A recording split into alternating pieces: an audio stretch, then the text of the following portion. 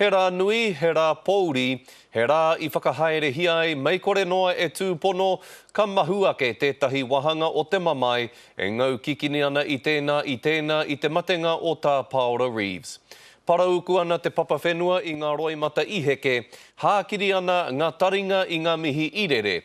Anā, ko te tatau o te whare o te ariki o te rangi, kua huakina ake I naia nei, kia uru atua I tētahi o ana pononga motuhenga ki roto.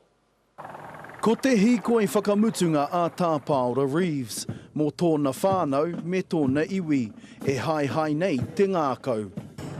Kei te tangi tonu, e kore kaha ki te utu. No te āti awa I taranaki a tā Paola, I te rānei I taimai ngā uri o te maunga tītohea ki te poroporo aki I aia. Kei te aroha kia koutou hi kore taima hengari, kei ki nei rā koutou hi roto I a mātou.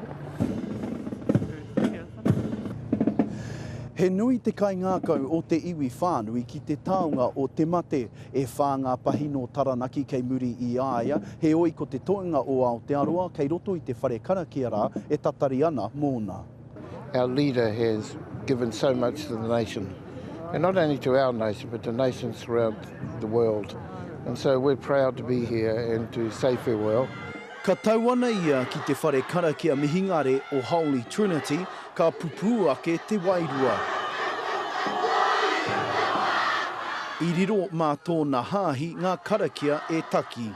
The good that he did lives with him and will be buried with him. Because Paul was a Maori Christian in whom there was no guile. And for that, the communion is exceedingly very grateful. No te praere kua taha atu I te hohipera a tā Paola me tana whānau. We all leaned in. He lifted his oxygen mask and Dad said, "Bugger." Nā tana mā tāmua tēnei kupu whakamihi. We're going to miss Dad so much.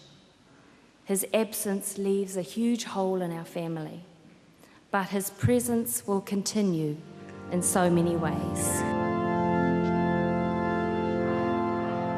Ka riro anake mā te whānau o tā Paola ngā karakia e taki mo tana nehu.